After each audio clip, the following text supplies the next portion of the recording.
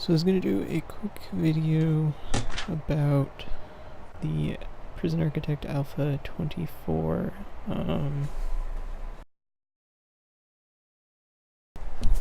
Since the official video is about 42 minutes long, I just wanted to do a quick overview about what was added. For the most part, it's pretty...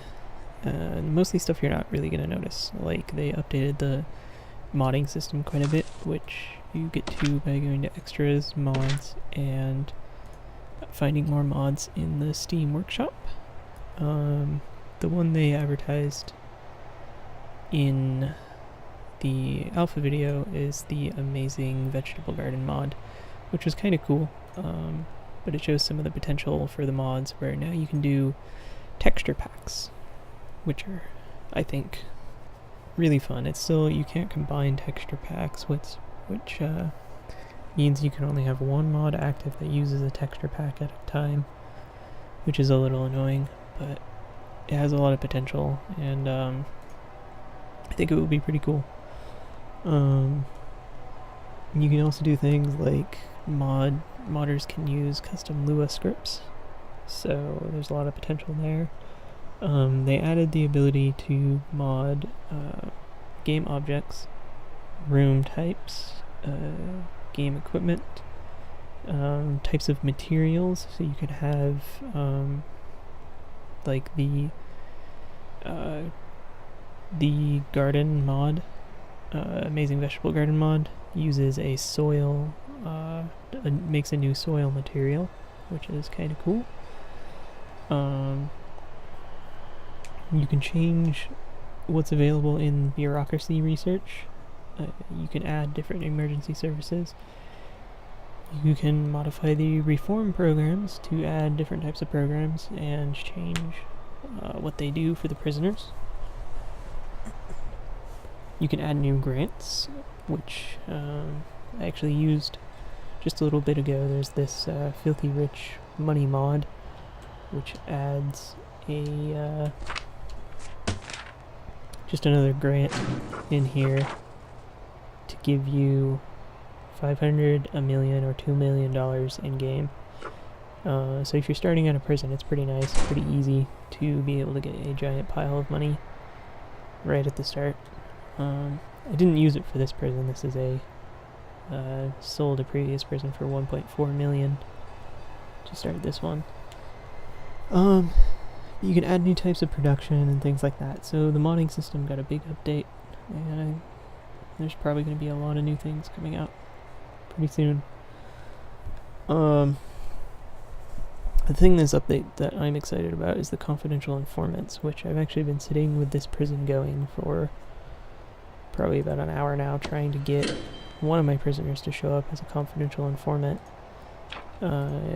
And a lot of them are really suppressed, like 200 prisoners suppressed, but I can't get any of them to actually become a confidential informant just yet. So I'm not actually able to show that right now, which is kind of sad.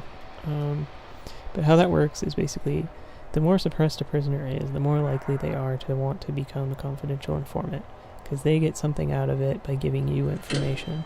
So if you have them suppressed and say that they're in solitary confinement, they'll want to give you information to shorten their solitary confinement stay.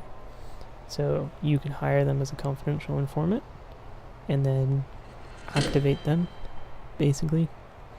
And while you have them active, they're going to gather information, give it to you. They have a suspicion level that increases while they're activated. And there is a chance that the other prisoners will become too suspicious and kill them. So you kind of have to balance how much you use a confidential informant with keeping them safe and not letting them just get killed. One of the interesting things they mentioned in the alpha update video is that so when you have a confidential informant activated, basically any action such as searching a prisoner or searching a cell makes people more suspicious. So But if you search an entire cell block, it counts the same as if you had searched a single prisoner. So you can search an entire cell block and only get counted as though you had searched one prisoner in that case. So it's a better idea when you have a confidential informant activated to search full cell blocks, so that you can do more searching overall and get less suspicion added up and keep your confidential informant activated longer. Another really big improvement in this alpha is in the utilities. So I've complained about this a lot on my Twitch channel during streams, which is the wiring diagrams from the previous alpha got completely out of hand, and when you got a prison, like my last one was double this size, and when you got it that big, you just couldn't deal with it because a computer would be completely unplayable when you went into utilities. But what they've done now is the wires, they just show an end just before, or just as they go out of the thing that they're connected to. And when you hover over it, it'll show the active connections. So I can go, I can go up to one of my control panels, if I can get to it. And you can see they've all got a bunch of little wires coming out of them. I just hover over it, and it'll show me all of the connections and where they're going. So I think that's a really big improvement upon the previous UI, because it used to just be a humongous cluster like that, and it slows things down a lot. So it's a big improvement. It makes the game a lot easier to play and a lot easier to work with the utilities panels now.